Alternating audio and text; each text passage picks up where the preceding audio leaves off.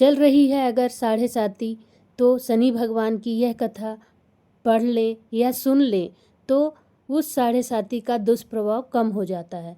तो चलिए आपको यह कथा सुनाते हैं।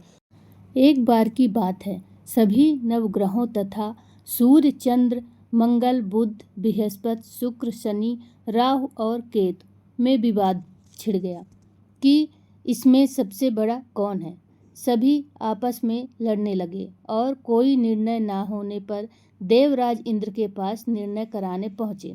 इंद्रदेव घबरा गए और उन्होंने निर्णय करने में अपनी असमर्थता जताई, परंतु उन्होंने कहा कि इस समय पृथ्वी पर राजा विक्रमादित्य हैं, जो कि अति न्यायप्रिय हैं। वे ही इसका निर्णय कर सकते हैं।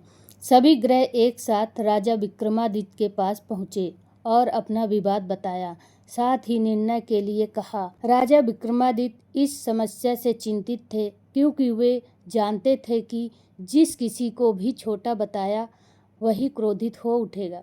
तब राजा को एक उपाय सूझा। उन्होंने स्वर्ण, रजत, कांस्य, पीतल, सीसा, रांगा, जस्ता, अभ्रक और लोहे से 9 सिंहासन बनवाए और उन्हें इसी क्रम से रख दिया। फिर उन सबसे निवेदन किया कि आप सभी अपने अपने सिंहासन पर स्थान ग्रहण करें। जो भी अंतिम सिंहासन पर बैठेगा वही सबसे छोटा होगा। इसके अनुसार लौह सिंहासन सबसे बाद में होने के कारण शनिदेव सबसे बाद में बैठे तो वही सबसे छोटे कहलाए। शनिदेव को लगा कि राजा ने ऐसा जानकर किया है और वह गुस्से में राजा से बोले, राजा, तू मुझे नहीं जानता। सूर्य एक राशि में 1 महीना, चंद्रमा 2.25 महीना 2 दिन, मंगल 1.5 महीना, बृहस्पति 13 महीने व बुध और शुक्र 1 महीने विचरण करते हैं, लेकिन मैं 2.5 से 7.5 साल तक रहता हूँ। बड़े बड़ों का मैंने विनाश किया है। श्री राम की 7.5 आई तो उन्हें वनवास हो गया। रावण की आई तो उसकी लंका को वानरों की सेना ने हराना शुरू कर दिया। पर अब तुम सावधान रहना। ऐसा कहकर कुपित होते हुए शनिदेव वहाँ से चले गए और अन्य देवता खुशी खुशी चले गए। कुछ समय बाद राजा की 7.5 आई। तब शनिदेव घोड़े के सौदागर बनकर वहाँ आए। उनके साथ कई बढ़िया घोड़े थे। राजा ने यह समाचार सुन अपने अश्वपाल को अच्छे घोड़े खरीदने की आज्ञा दी। उसने कई अच्छे घोड़े खरीदे। वह एक सर्वोत्तम घोड़े को राजा को सवारी हेतु दिया गया। राजा ज्यों ही उस पर बैठा, वह घोड़ा सरपट वन की ओर भागा। भीषण वन में पहुँच वह अंतर्धान हो गया और अब राजा मुँह भूखा प्यासा भटकता रहा। तब एक ग्वाले ने उसे पानी पिलाया। राजा ने प्रसन्न होकर उसे अपनी अंगूठी दी। वह अंगूठी देकर राजा नगर को चल दिया और वहाँ अपना नाम उज्जैन निवासी बीका बताया। वहाँ एक सेठ की दुकान में उसने जल इत्यादि पिया और कुछ देर आराम किया।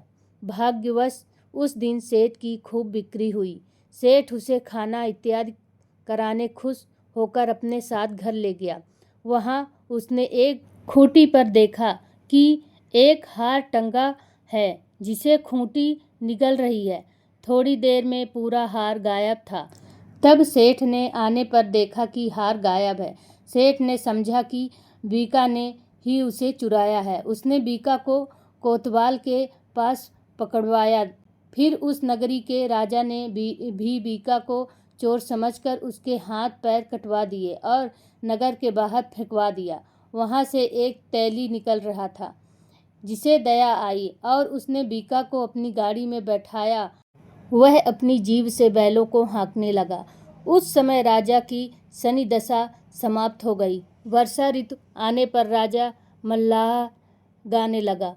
राजा जिस नगर में था, वहाँ की राजकुमारी मनभावनी को उसका गाना इतना पसंद आया कि उसने मन ही मन प्रण कर लिया कि वह उस राग गाने वाले से ही विवाह करेगी।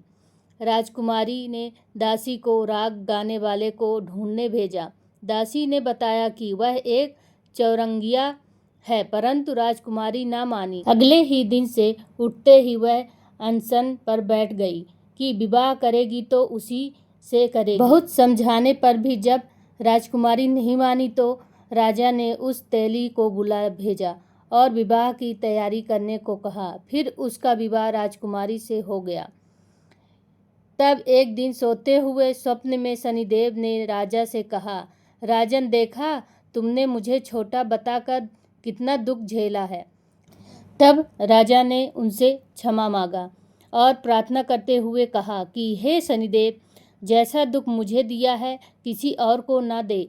शनिदेव मान गए और कहा कि जो मेरी कथा और व्रत करेगा उसे मेरी दशा में कोई दुख नहीं होगा।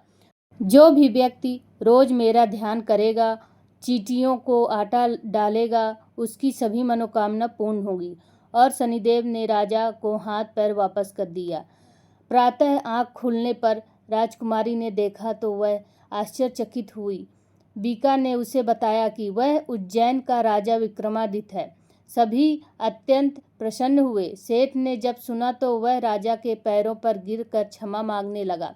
राजा ने कहा कि वह तो शनिदेव का क्रोध था, इसमें किसी का कोई दोष नहीं है। सेठ ने फिर भी निवेदन किया कि मुझे शांति तब ही मिलेगी जब आप मेरे घर चलकर भोजन करेंगे। सेठ ने अपने घर नाना प्रकार के व्यंजनों से राजा का सत्कार किया। साथ ही सबने देखा कि जो खूंटी हार निगल गई थी वही अब उसे उगल रही थी। सेठ ने अनेक मोहरे देकर राजा का धन्यवाद किया। सेठ ने राजा से अपनी कन्या श्री कंवरी से विवाह करने का निवेदन किया। राजा ने सहर्ष स्वीकार कर लिया। कुछ समय बाद राजा अपनी दोनों रानियों मनभावनी और श्री कंवरी को सभी उपहार सहित लेकर उज्जैन नगरी को चले गए। वहां राजा के राज्यवासियों ने सीमा पर खूब आदर सत्कार किया। सारे नगर में दीपमाला बनाई गई। राजा ने घोषणा की कि मैंने शनिदेव को सबसे छोटा बताया था, जबकि असल में वही सर्वोपरि है। तब से सारे राज्य में शनिदेव की पूजा और कथा नियमित होने लगी। सारी प्रजा खुशी आनंद के साथ जीवन बिताने लगी। जो भी कोई शनिदेव की इस कथा को सुनता या पढ़ता है उसके सारे दुख दूर हो जाते हैं। व्रत के दिन इस कथा को अवश्य पढ़ना चाहिए। बोलो शनिदेव भगवान की जय हो।